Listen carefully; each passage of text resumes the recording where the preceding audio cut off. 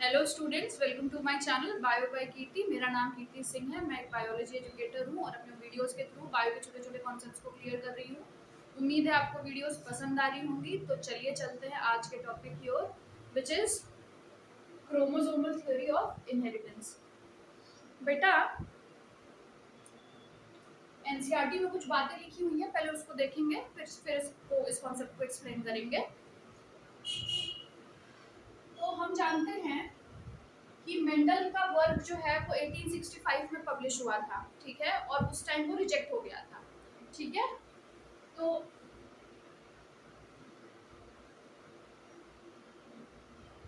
Mendel's work was published in 1865 and got rejected, ठीक है। Reject हो गया था। क्यों रिजेक्ट हुआ था? रीजंस क्या थे? रीजंस क्या थे बेटा? ये हम लोग पहले भी पढ़ चुके हैं ऑलरेडी, इस पर डेडिकेटेड वीडियो बन चुकी है, पर उसको थोड़ा सा रिवाइज करेंगे। तो रीजंस क्या थे? पहले तो communication was not easy. Communication easy ना होने की वजह से उनका वर्क पब्लिसाइज नहीं हो सका। तो क्या है? कम्युनिकेशन वाज नॉट इजी, ठीक है, कम्युनिकेशन इजी नहीं थी। दूसरा, मेंडल ने कॉन्सेप्ट क्या दिया था? उन्होंने फैक्टर्स वर्ड यूज किया था। जीन्स के लिए उन्होंने क्या टर्म यूज किया था? फैक्टर्स। ये बात बताई थी। और ये भी बोला था कि जो फैक्टर्स होते हैं ये एलिलिक पेयर के फॉर्म में एग्जिस्ट करते हैं, तो दे अकर इन पेयर। इस चीज को यूज करके उन्होंने क्या एक्सप्लेन किया था? नेचर में जो कंटिन्यूअस वेरिएशंस आते हैं उसका बेसिस उन्होंने क्या बताया था? एलील्स को बताया था, मतलब फैक्टर्स को बताया था, और एलिलिक पेयर के बारे में बात की थी। ये कॉन्सेप्ट उनका टोटली रिजेक्ट हो गया था। तो his concept of factors, उन्होंने फैक्टर टर्म यूज किया था किसके लिए? जीन्स के लिए, ठीक है। तो उनका जो कॉन्सेप्ट ऑफ फैक्टर्स था, and presence of allylic pair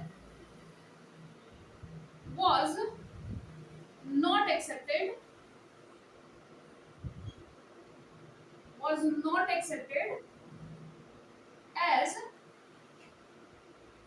explanation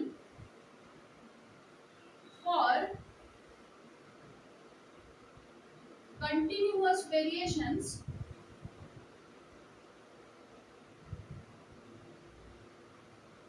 occurring in nature, ठीक। तो फैक्टर का और एलिलिक पेयर वाला जो ये कॉन्सेप्ट था वो रिजेक्ट हो गया।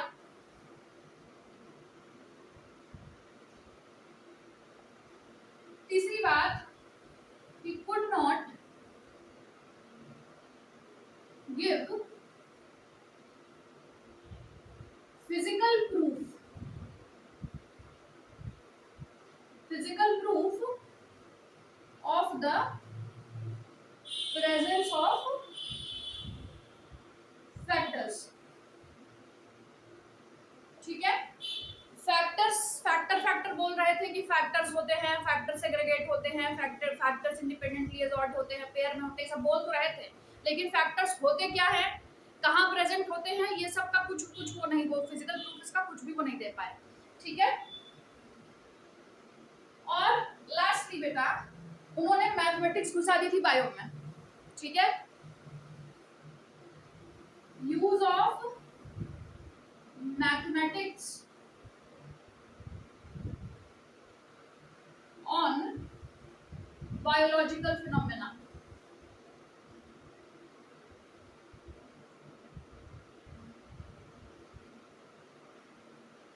ठीक है। ये वाला जो आइडिया था ये भी लोगों को पसंद नहीं आया। तो ये कुछ रीजंस हैं जो कि एनसीईआरटी में दिए हुए हैं, और हम लोग इसको पहले भी इसको पढ़ चुके हैं अच्छे से, एक बार आपने रिवाइज कर लिया। तो आगे बढ़ते हैं। तो यही रीजन थे कि उनका जो लॉ था वो रिजेक्ट हो गया था। उसके बाद क्या हुआ था बेटा? इनकी लॉ की रीडिस्कवरी कब हुई थी? 1900s में हुई थी।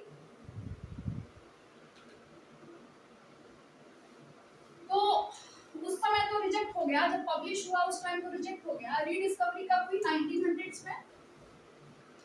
रीडिस्कवरी किसके द्वारा हुई थी? 3 साइंटिस्ट थे। रीडिस्कवरी हुई थी 1900s में, किसके द्वारा हुई थी? 3 साइंटिस्ट थे। साइंटिस्ट का नेम क्या था? ह्यूगो डिवरीज, कार्ल कॉरेंस और एरिक वॉन शर्मा। ठीक है, तो his work was rediscovered by 3 scientists. 3 scientists कौन कौन थे? ह्यूगो डिवरीज थे, और कौन था? कार्ल कॉरेंस थे, और कौन थे? Erich von Tschermak. ये 3 साइंटिस्ट थे। इनका इनका हिज का मतलब यहाँ क्या है? मेंडल।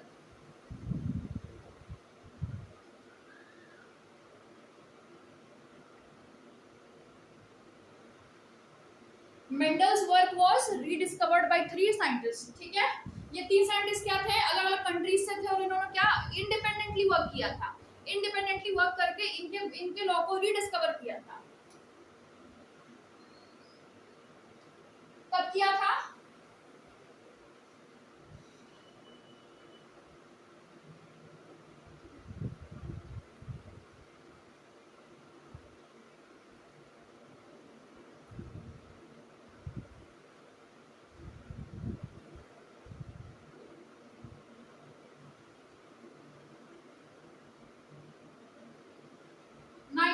में। ठीक है, 1900s में बेटा जीन की डिस्कवरी हो चुकी थी। ठीक है, उसके बाद मेंडल के लॉ की रीडिस्कवरी हुई। ठीक, और उसी टाइम पर क्रोमोसोमल थ्योरी ऑफ इनहेरिटेंस भी फ्रेम की गई थी। कैसे फ्रेम की गई थी वो हम अभी आगे देखेंगे। ठीक, तो साइंटिस्ट क्या क्या कर रहे थे? इंडिपेंडेंटली काम करके 1900s में उन्होंने मेंडल के वर्क की रीडिस्कवरी की। ठीक है, यहाँ तक तो हो गया। मीन टाइम में बेटा इसी समय की बात है, जो माइक्रोस्कोपी थी उसमें एडवांसमेंट हो रहा था। ठीक है, तो इन द मीन टाइम मतलब 1900s की बात है। In the mean time there were advancements in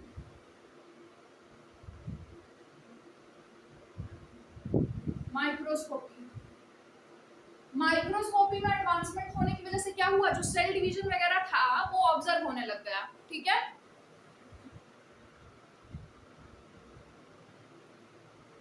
which made study of cell division easy। ठीक है, माइक्रोस्कोपी में एडवांसमेंट आने से क्या हुआ? सेल डिवीजन वगैरह स्टडी होने लग गए। ठीक है, सेल डिवीजन को ऑब्जर्व किया जा रहा था माइक्रोस्कोप के अंदर। तो उसी दौरान जब सेल डिवीजन की स्टडी चल रही थी, उस दौरान लोगों ने देखा कि न्यूक्लियस के अंदर कोई स्ट्रक्चर प्रेजेंट है। सेल डिवीजन के टाइम पे न्यूक्लियस के अंदर एक स्ट्रक्चर दिखाई दिया। ठीक है, जो कि पेयर में प्रेजेंट था। ठीक, उसी टाइम मैंने क्या दिखाई दिया? जैसे ये सेल है, ये सेल का न्यूक्लियस है, तो सेल के न्यूक्लियस के अंदर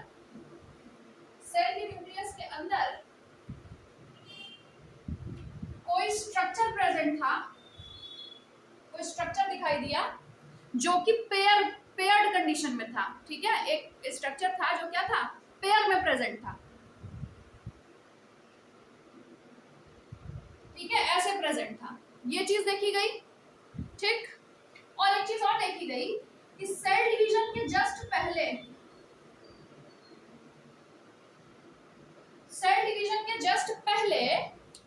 ये जो स्ट्रक्चर है, ये जो न्यूक्लियस के अंदर स्ट्रक्चर दिखाई दे रहा है जो कि पेयर में प्रेजेंट है, सेल डिवीजन के जस्ट पहले ये स्ट्रक्चर डिवाइड हो जा रहा है। तो ये स्ट्रक्चर जो है वो डिवाइड हो जा रहा है। कैसे डिवाइड हो रहा है बेटा, देखो सेल डिवीजन के जस्ट पहले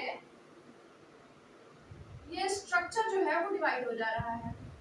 ऐसा सब कुछ दिखाई दिया, समझ में आया? तो जिस टाइम मेंडल की रॉ की रीडिस्कवरी हो रही थी उस समय जीन की भी डिस्कवरी हुई और माइक्रोस्कोपी में एडवांसमेंट आया। माइक्रोस्कोपी में एडवांसमेंट आने की वजह से क्या हुआ, जो अल्ट्रा स्ट्रक्चर्स थे, मतलब सेल के अंदर के स्ट्रक्चर्स थे, उनकी स्टडी इजी हुई। तो सेल डिवीजन भी की स्टडी भी इजी हुई। तो जब लोग सेल डिवीजन ऑब्जर्व कर रहे थे माइक्रोस्कोप के अंदर, तो उन्हें सेल डिवीजन के टाइम पे ये चीज दिखाई दी, कोई स्ट्रक्चर दिखाई दिया लंबा लंबा, ठीक है, जो कि पेयर में प्रेजेंट था, ठीक। और सेल डिवीजन के जस्ट पहले ये जो स्ट्रक्चर था, पहले वो डिवाइड होता था, उसके बाद सेल डिवीजन होता था, उसके बाद सेल डिवीजन होता था।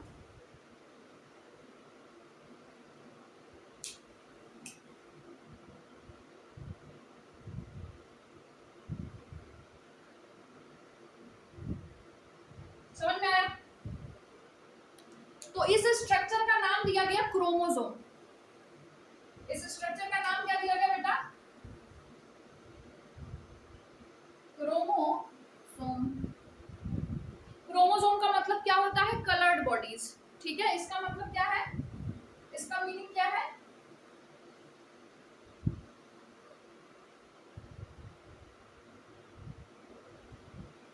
कलर्ड बॉडीज, ठीक है। कलर्ड बॉडीज क्यों, कि जब इसकी स्टेनिंग करते थे तो ये विजिबल हो जाता था, ठीक। तो इसी पे इसका नाम पड़ा क्रोमोसोम। समझ में आया?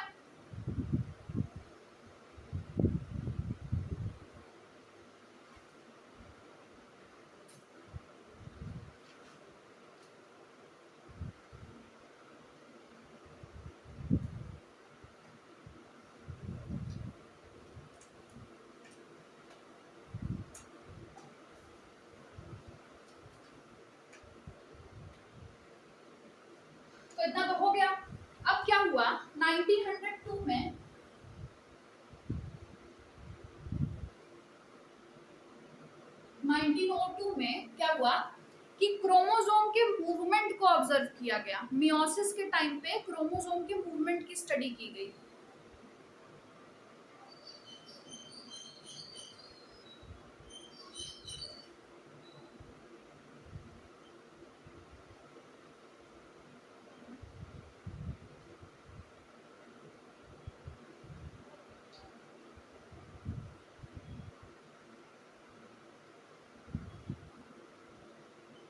ठीक है, ठीक। उस मूवमेंट को ऑब्जर्व करने के बाद बहुत सारे ज्ञान की उत्पत्ति हुई कुछ लोगों के दिमाग में। वो लोग कौन थे,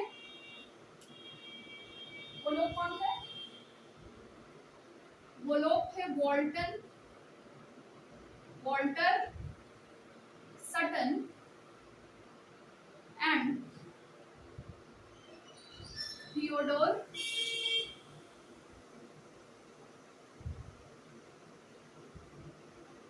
बॉवेरी। कौन थे, वॉल्टर सटन एंड थियोडोर बॉवेरी, ठीक है। उस क्रोमोसोमल मूवमेंट को देखने के बाद इनके दिमाग की बत्ती जली और इन्होंने ये देखा कि जो मेंडल ने बोला था एलील्स के बारे में, ठीक है, एलील्स के बारे में जो बातें मेंडल ने बोली थी, सेम वही पैटर्न क्रोमोसोम में भी दिखाई दे रहा था, ठीक। मेंडल ने क्या क्या बोला था, जो एलील्स होती हैं हमेशा पेयर में होती हैं। मेंडल ने बोला था ना कि एलील्स जो हैं पेयर में रहेंगी,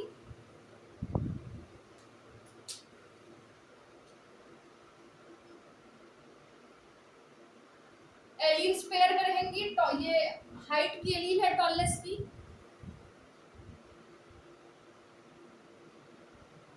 ठीक है। तो एलील्स क्या होती हैं, पेयर में प्रेजेंट होती हैं और क्रोमोसोम्स भी पेयर में प्रेजेंट होते हैं। एलील्स पेयर में प्रेजेंट होती हैं और क्रोमोसोम्स भी पेयर में प्रेजेंट होते हैं ना, ठीक। तो ये सिमिलैरिटी दिखी कि जैसे एलील्स पेयर में, जैसे मेंडल ने बोला था कि एलील्स जो होते हैं या जो फैक्टर्स होते हैं वो पेयर में होते हैं, ठीक है। तो उसी तरीके से क्रोमोसोम को दिखा ना, क्रोमोसोम को माइक्रोस्कोपी में दिखा कि वो पेयर में एग्जिस्ट कर रहा है, ठीक। दूसरी चीज मेंडल ने क्या बोली थी कि जब गैमीट का फॉर्मेशन होता है, जब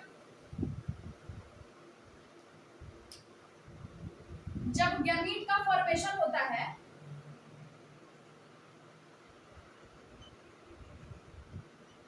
ठीक है, तो ये जो एलील्स होती है एक दूसरे से सेपरेट करती हैं, ठीक है। ये क्या है, गैमीट्स हैं, ठीक है। यहाँ पर क्या हुआ, मियोसिस हुई, मियोसिस हुई तो क्या हुआ, गैमीट का फॉर्मेशन हुआ।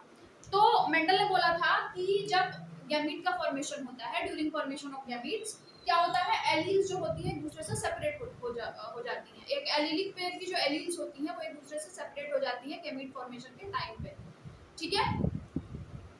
और मियोसिस के टाइम पे बेटा यहाँ लिखा है कि मियोसिस के टाइम पे क्रोमोसोम की मूवमेंट को स्टडी किया जा रहा था, मतलब मियोसिस के टाइम को देखा जा रहा था उसको माइक्रोस्कोप के अंदर। तो मियोसिस के टाइम पे ये दिखा कि ये जो क्रोमोसोम्स हैं, ये जो क्रोमोसोम्स हैं जो कि पेयर में प्रेजेंट हैं, ये भी गैमीट फॉर्मेशन के टाइम पे यानी मियोसिस के टाइम पे एक दूसरे से सेपरेट हो जाते हैं। ये भी गैमेटोजेनेसिस के टाइम पे, गैमेटोजेनेसिस का मतलब क्या होता है, फॉर्मेशन ऑफ गैमीट, गैमेटोजेनेसिस के टाइम पे एक दूसरे से सेपरेट हो जाते हैं, ठीक है।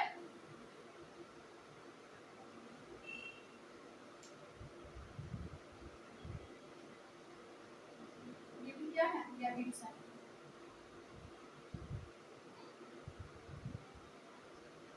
ठीक। ये भी पैटर्न सेम सेम दिखा, ठीक।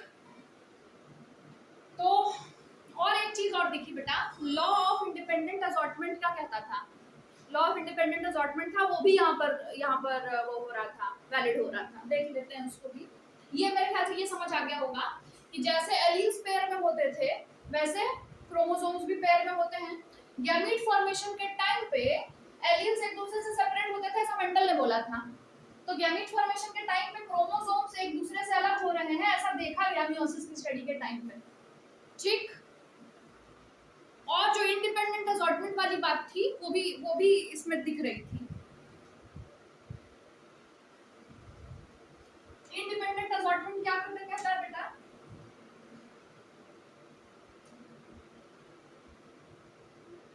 अगर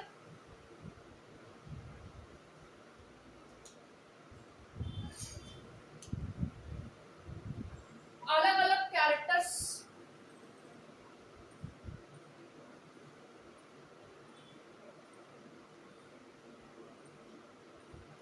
जो अलग अलग कैरेक्टर्स की एलील्स होती हैं, अलग अलग कैरेक्टर्स, जैसे कि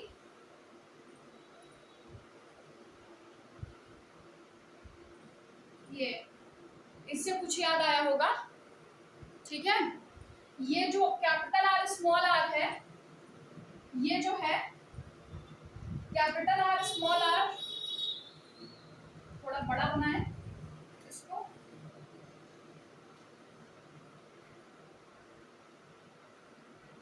ठीक है। ये जो कैपिटल आर स्मॉल आर है, ये दोनों जो हैं, ये जो एलील्स हैं, ये क्या है, सीड शेप की एलील्स है,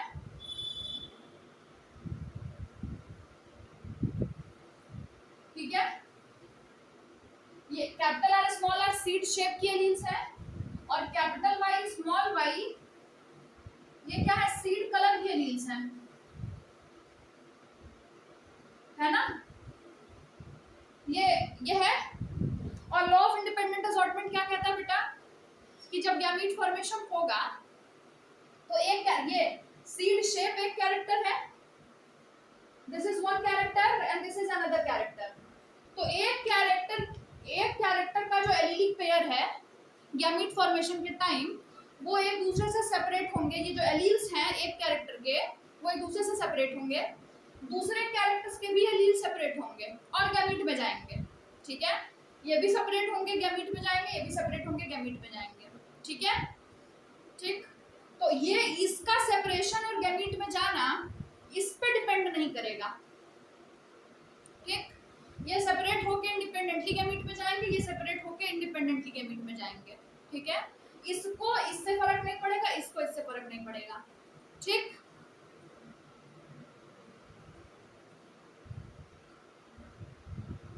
तो जो गैमीट बनते थे, कैसे कैसे गैमीट बनते थे, इसी वजह से 4 तरीके के गैमीट्स प्रोड्यूस होते थे। 4 तरीके के गैमीट्स प्रोड्यूस होते थे। क्या क्या? कैपिटल आर कैपिटल वाई, ये वाली एलील गई और इसके साथ ये वाली एलील चली गई दूसरे कैरेक्टर की। कैपिटल आर स्मॉल वाई, इसके साथ ये वाली जा सकती है। स्मॉल आर के साथ कैपिटल वाई जा सकता है, स्मॉल आर के साथ स्मॉल वाई जा सकता है, ठीक है। 4 तरीके के गैमीट्स बने थे।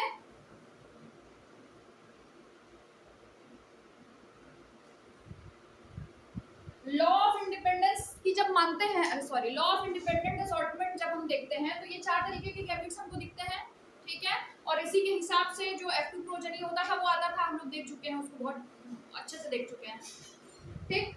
तो ये वाला जो पैटर्न है बेटा, क्रोमोसोम्स के सेग्रीगेशन में और गैमीट के जाने के, मतलब जब क्रोमोसोम्स एक दूसरे से सेपरेट होते हैं और गैमीट में जाते हैं तो सेम यही वाले पैटर्न से जाते हैं, ठीक है।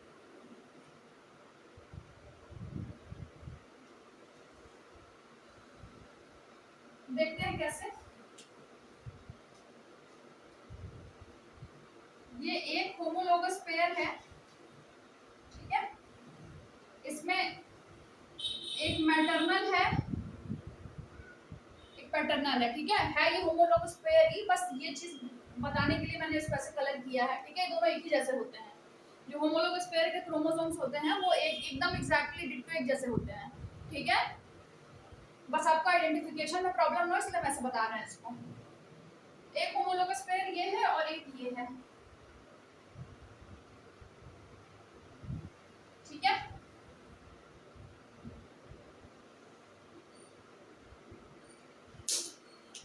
ठीक है बेटा, जब गैमीट बनेगा एक ही सेल के न्यूक्लियस में ये दोनों क्रोमोसोम्स, ये दोनों पेयर्स प्रेजेंट हैं। जब गैमीट बनेगा बेटा तो गैमीट में ये दोनों सेपरेट होंगे, ये दोनों सेपरेट होंगे एक दूसरे से, दोनों में से कोई एक जाएगा। ये दोनों सेपरेट होंगे, दोनों में से कोई एक जाएगा। अब कौन सा किसके साथ चला जाएगा ये नहीं क्लियर है, कोई भी जा सकता है किसी के भी साथ, रैंडम होता है, होती है वो चीज, ठीक है।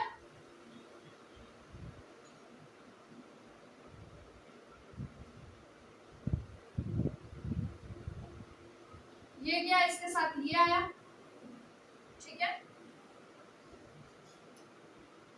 एक गैमीट में, ठीक है। दूसरे गैमीट में इसके साथ ये चला आया,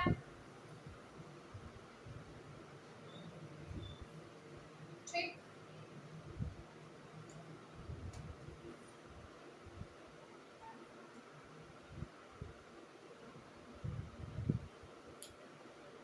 ठीक, उसी तरीके से एक गैमीट में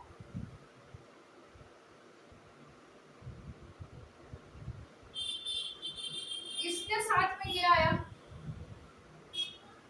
और उसी तरीके से एक और गैमीट बनेगा जिसमें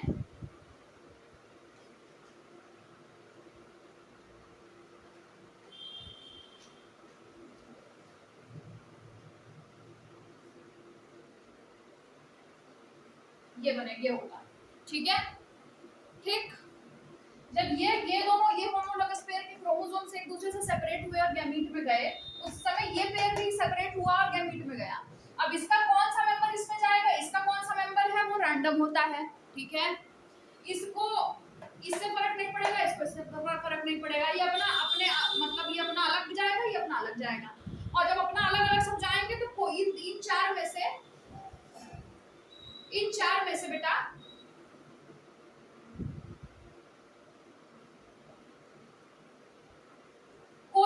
कॉम्बिनेशन हो सकता है, ठीक है।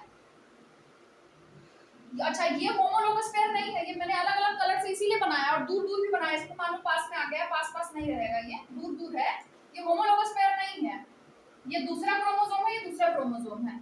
लेकिन जब गैमीट बनेगा तो एक ही क्रोमोसोम, होमोलोगस पेयर का एक ही क्रोमोसोम गैमीट में जाता है, ठीक। तो एक होमोलोगस पेयर का सेपरेशन जो होता है दूसरे होमोलोगस पेयर के इंडिपेंडेंट होता है, ये अपना अलग सेपरेट होकर के गैमीट में इसमें एक कोई क्रोमोसोम गैमीट में जाएगा, ये अपना अलग सेपरेट होगा, इसमें से कोई एक जाएगा गैमीट में, तो ये 4 पॉसिबिलिटी बनती है। उसी तरीके से एलील की भी 4 पॉसिबिलिटी देखो एकदम एग्जैक्टली ऐसे ही बन रही थी। तो ये क्या हुआ, ये हमें दिखाई दिया कि ये सेम, मतलब हमें नहीं दिखाई दिया, सटन और बॉबरी को ये चीज दिखाई दी कि जो मेंडल ने एलील्स के लिए बातें बोली थी वो बातें अप्लाई हो रही थी क्रोमोसोम्स के ऊपर भी। पैरेलल बिहेवियर देखा उन्होंने, क्या देखा, पैरेलल बिहेवियर देखा, ठीक। तो पैरेलल बिहेवियर देखते हुए उनके दिमाग की बत्ती जली और उन्होंने कहा कि ऐसा है, मेंडल ने जो बातें कही थी वो इसके आइडेंटिकल कही थी, तो कहीं ऐसा तो नहीं है, ऐसा तो नहीं है कि ये जो एलीलिक पेयर्स हैं ये इन्हीं क्रोमोसोम के ऊपर स्थित तो नहीं है, और ऐसा ही है। तो उन्होंने करके देखा, तो आओ हम लोग भी करके देख लेते हैं।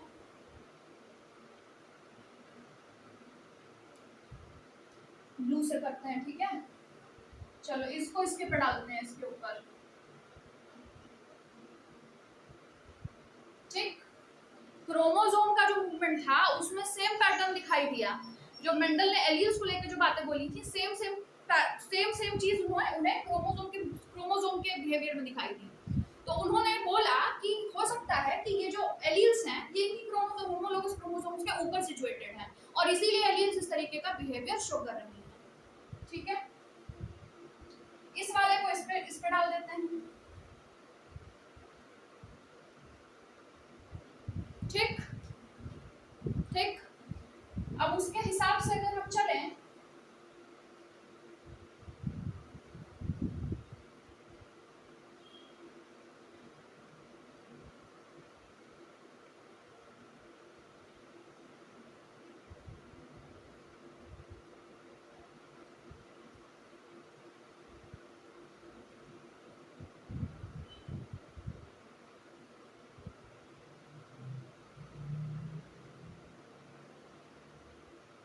देखो हो गया ना बेटा, सेम यही कॉम्बिनेशन आपको दिखा, सेम यही कॉम्बिनेशन दिखा, ठीक। तो क्रोमोसोमल, क्योंकि वो थ्योरी थी उसका एक्सपेरिमेंटली इन्होंने नहीं किया था कुछ भी, ठीक। क्रोमोसोम के मूवमेंट को ऑब्जर्व करने के बाद उन्होंने ये थ्योरी प्रेजेंट की कि ये जो एलील्स होती हैं, जैसा मेंडल ने बताया था कि जो एलील्स होती है वो किस तरीके से बिहेव करती हैं, पेयर्स में प्रेजेंट होती हैं, सेपरेट होकर क्रोमोसोम में जाता है, सेपरेट होकर गैमीट में जाती हैं, और जब एलील सेपरेट होकर गैमीट में जाती है तो एक कैरेक्टर की एलील को दूसरे कैरेक्टर की एलील से फर्क नहीं पड़ता। ये सारी चीजें क्योंकि क्रोमोसोमल बिहेवियर में भी सारी चीजें दिख रही थी, तो उन्होंने बस कह दिया कि सोचा, दिमाग लगा कह दिया कि जो मेंडल ने जो एलील्स वाली बात कही थी वो सारी एलील्स इन्हीं क्रोमोसोम पर सिचुएटेड है, लोकेटेड है, और क्योंकि क्रोमोसोम इस तरीके से बिहेव करता है इसलिए हमें एलील्स में ऐसा पैटर्न देखने मिलता है, ठीक। और देखो दिख भी रहा है, अगर इस एलील को इस पे ऐसे बिठा दें तो देखो वही सेम गैमीट्स बन रहा है, capital R capital Y, capital R small Y, ये विजिबल है ना।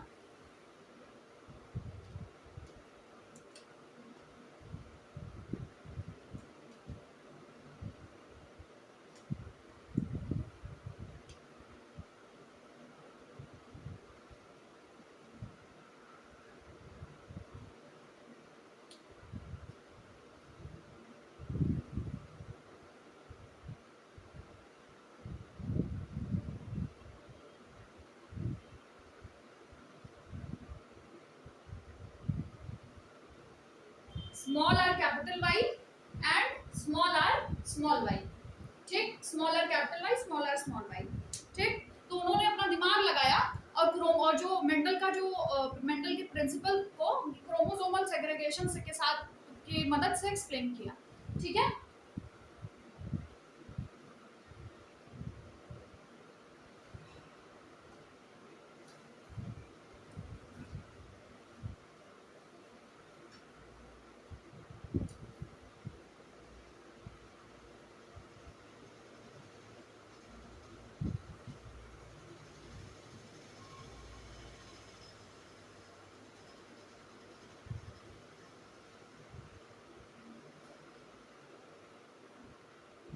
Sutton and Bowry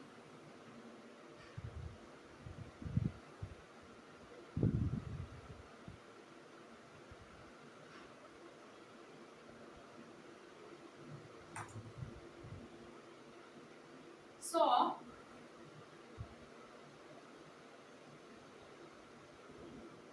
parallelity in the behavior of chromosomes and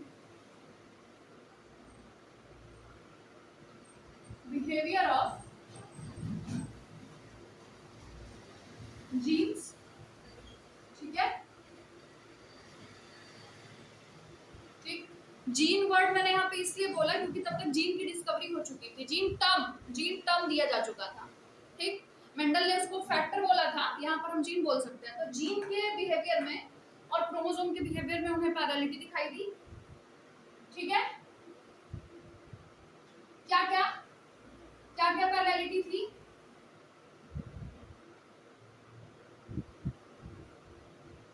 They both occur in pair,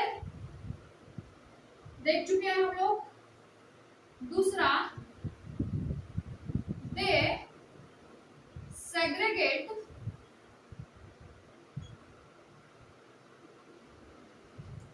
during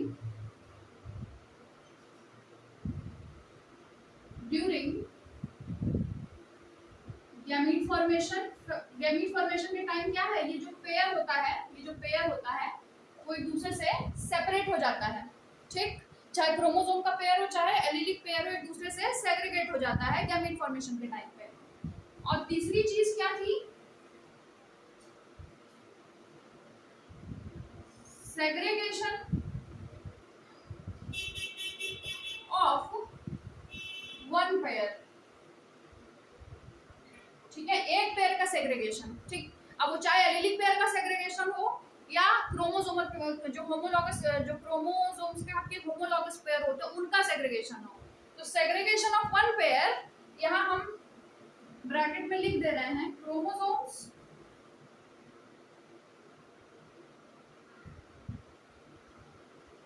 homologous chromosomes and allylic pair, दोनों की बात हो रही है, अब दोनों का हम साथ में कर रहे हैं। आपके एनसीईआरटी में बेटा डिफरेंशिएशन ऐसे करके दिया हुआ है, तो मैंने यहाँ एक साथ लिख दिया है एलिलिक पेयर, ठीक है। सेग्रीगेशन ऑफ वन पेयर किस पेयर की बात कर रहे हैं? होमोलॉगस क्रोमोसोम और एलिलिक पेयर की बात कर रहे हैं। Is independent of another pair. Another pair मतलब सेम, मतलब एक होमोलॉगस पेयर जब अलग हो एक दूसरे से, मतलब एक होमोलॉगस पेयर के मेंबर्स एक दूसरे से अलग होंगे तो दूसरे होमोलॉगस पेयर के मेंबर्स एक दूसरे से अलग हो रहे होंगे, इस पेयर को उससे फर्क नहीं पड़ेगा। सेम वैसे ही जब एक कैरेक्टर की एलील्स जो कि एलिलिक पेयर की फॉर्म में होती हैं एक दूसरे से सेग्रीगेट करती हैं, ठीक है, तो दूसरे कैरेक्टर की एलील्स भी उसी टाइम सेग्रीगेट कर रही होती हैं और इस पेयर को उससे फर्क नहीं पड़ता, ठीक। अनदर पेयर, ठीक। तो यही चीज थी, तो ये बात इन्होंने बोली, ये मतलब इन्होंने उनको ये पैरेललिटी दिखाई दी। और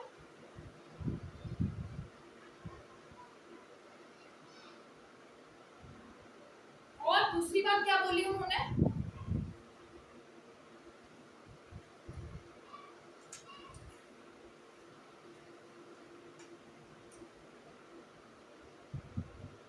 दूसरी बात क्या बोली कि एलील्स क्रोमोसोम के ऊपर प्रेजेंट है,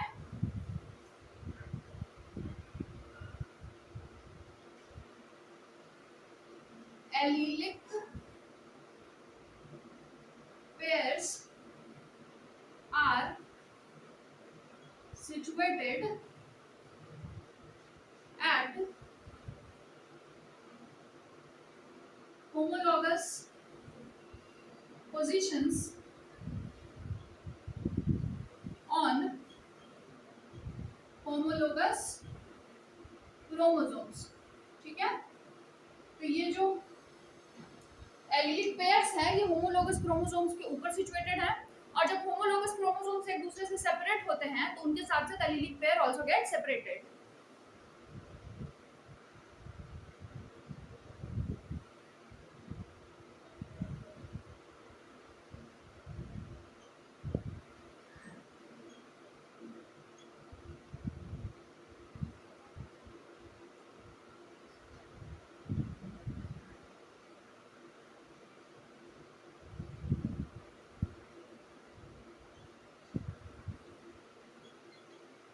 Then allelic pair would also get separated.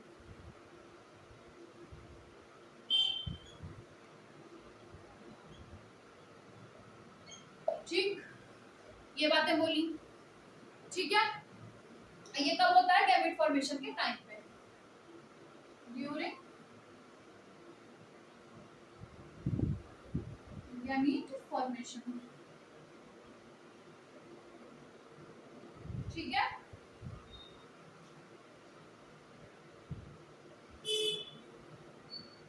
ऐसे जो क्रोमोसोमल थ्योरी ऑफ इनहेरिटेंस थी ये सटन और बॉबरी दोनों ने मिलकर दी थी। एनसीईआरटी में एक लाइन अलग से लिखी हुई है कि इस सब के बाद लिखा हुआ है कि सटन मतलब United chromosomal theory of inheritance का श्रेय सिर्फ सटन को दिया गया है। ठीक, लेकिन दिया दोनों ने मिलके था। तो Sutton united the knowledge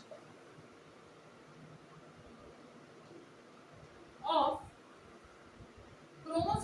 chromosomal segregation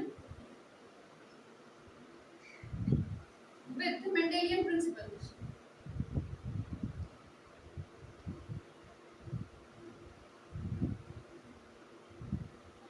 ठीक है, उन्होंने क्या किया? दोनों को मिक्स कर दिया। क्रोमोसोम का मूवमेंट जब इन्होंने देखा तो क्रोमोसोम किस तरीके से सेपरेट हो रहा है, क्या कर रहा है, उस चीज को जो मेंडल ने अपने प्रिंसिपल्स दे रखे थे उसके साथ में यूनाइट कर दिया, और क्या किया? ये दे दिया। क्या दिया? And give chromosomal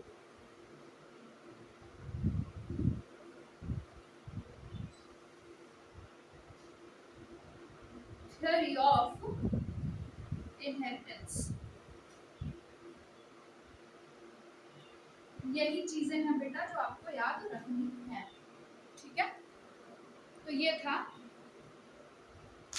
chromosomal theory of inheritance, और इसका जो एक्सपेरिमेंटल प्रूफ था वो किसने दिया था?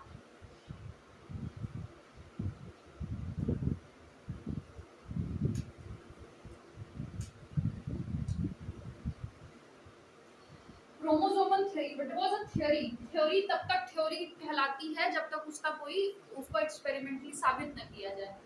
ठीक है, तो दिस वाज थ्योरी। ठीक, अब इसका एक्सपेरिमेंटल वेरिफिकेशन किसने किया था? इसका एक्सपेरिमेंटल वेरिफिकेशन किया था थॉमस हंट मॉर्गन ने और उनके कलीग्स ने।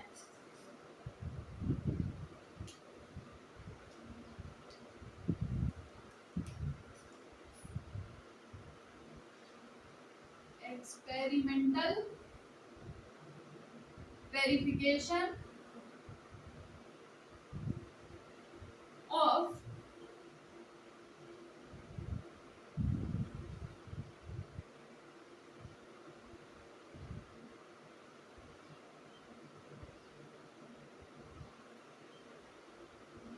inheritance was done by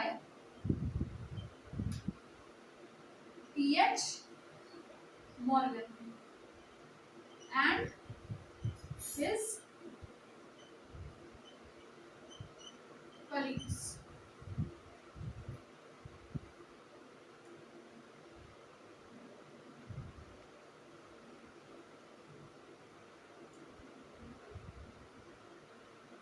ठीक, इसका एक्सपेरिमेंटल वेरिफिकेशन किसने किया? थॉमस हंट मॉर्गन और उनके कलीग्स ने। एक्सपेरिमेंट किस चीज के साथ किया? तो एक्सपेरिमेंट किया फ्रूट फ्लाई लेकर के, ठीक है, फ्रूट फ्लाई के साथ में इन्होंने एक्सपेरिमेंट। अच्छा बेटा, इस एक्सपेरिमेंट के थ्रू जैसे जो वेरिएशन वाली बात थी, मेंडल ने वेरिएशन के लिए, मेंडल ने जो भी चीजें दी थी जैसे फैक्टर और उनका पेयर, ये सब, तो ये सब से उन्होंने क्या एक्सप्लेन किया था, जो नेचर में जो वेरिएशंस आ रहे हैं, ठीक है, उसको एक्सप्लेन किया था। लेकिन वो चीज उनकी रिजेक्ट हो गई थी उस टाइम, उनके जो कंटेम्प्रेरीज थे उन्होंने उस चीज को एक्सेप्ट नहीं किया था, ठीक, वो चीज वहां रिजेक्ट हो गई थी। तो वो जो वेरिएशन था, ठीक है, उसके बारे में भी उन्होंने मतलब लगभग कह सकते हैं कि इस एक्सपेरिमेंट के थ्रू जो वेरिएशंस देखे जाते हैं नेचर में, उसका भी बेसिस उन्होंने फाइंड आउट कर लिया था इस एक्सपेरिमेंट के थ्रू।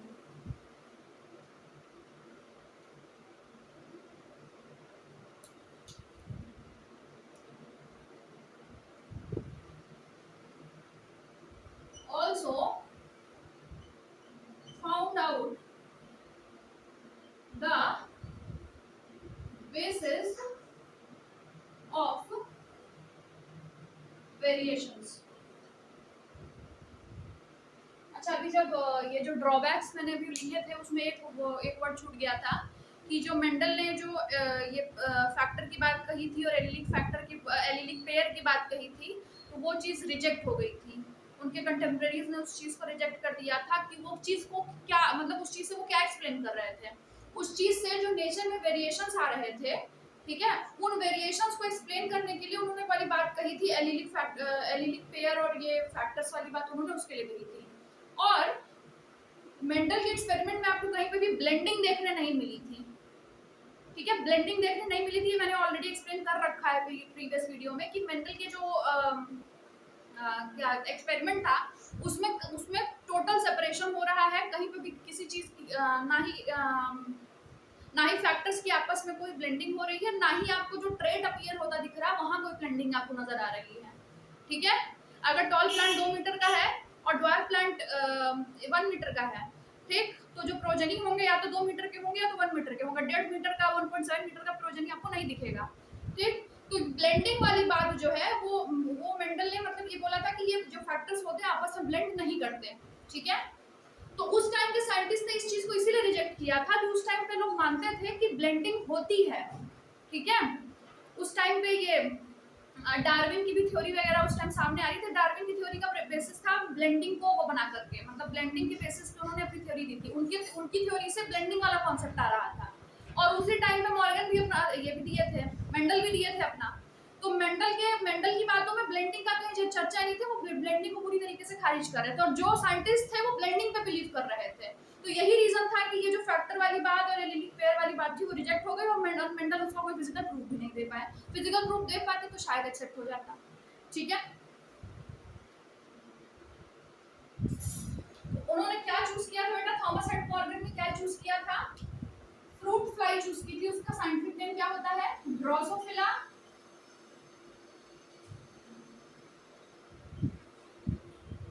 मेलानोगेस्टर, ठीक है, इसको क्या बोलते हैं, फ्रूट फ्लाइज, ठीक है। इसके कुछ एडवांटेजेस देखेंगे, बस वीडियो एंड करेंगे।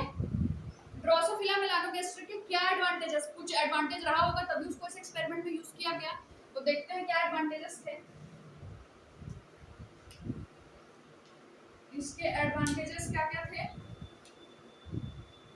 इसके एडवांटेजेस क्या क्या थे,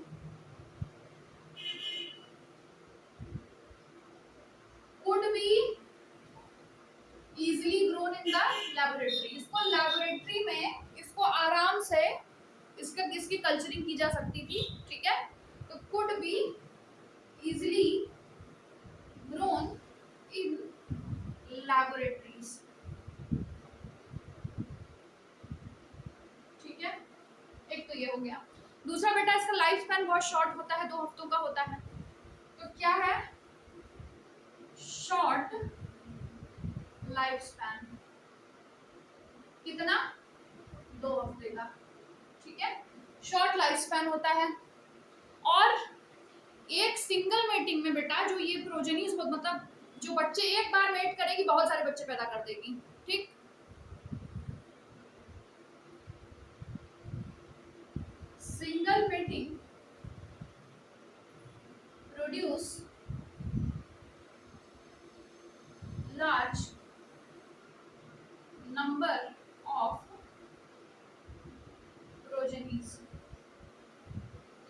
मेटिंग से large number of progenies produce करती है, इधर तक लेते हैं। क्लियर कट सेक्सुअल डाइमॉर्फिज्म देखने मिलता है, ठीक है। सेक्सुअल डाइमॉर्फिज्म का मतलब है sexes, clear cut identification of sexes, मतलब मेल और फीमेल को आसानी से आप देख करके पहचान जाएंगे। फीमेल बड़ी होगी, मेल छोटा होगा। सेक्सुअल डाइमॉर्फिज्म, रहने दो। Clear cut identification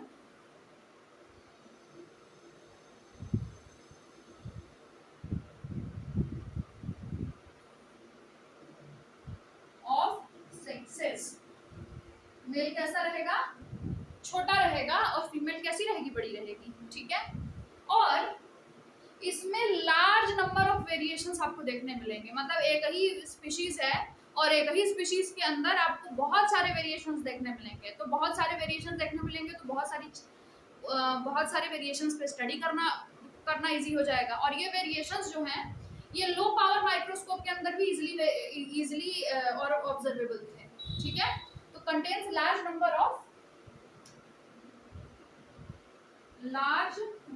of hereditary variations. और इसको आप क्या कर सकते हैं, लो पावर माइक्रोस्कोप पे देख सकते हैं। तो इसकी स्टडी क्या होगी, आसान हो गई, ठीक है। कितने हुए, कितने में 5 हुए, 5 पॉइंट्स हुए, ठीक। तो इतना है बेटा। अब उनके एक्सपेरिमेंट को हम पढ़ेंगे अगली वीडियो में, और लिंकेज और रिकॉम्बिनेशन के कॉन्सेप्ट को समझेंगे। I hope you like the video, और if you like it do like share and subscribe, मतलब वो थंब वाला ऑप्शन उसको क्लिक करिए, और अपना जो फीडबैक है कमेंट सेक्शन में ज़रूर दीजिए। Thank you.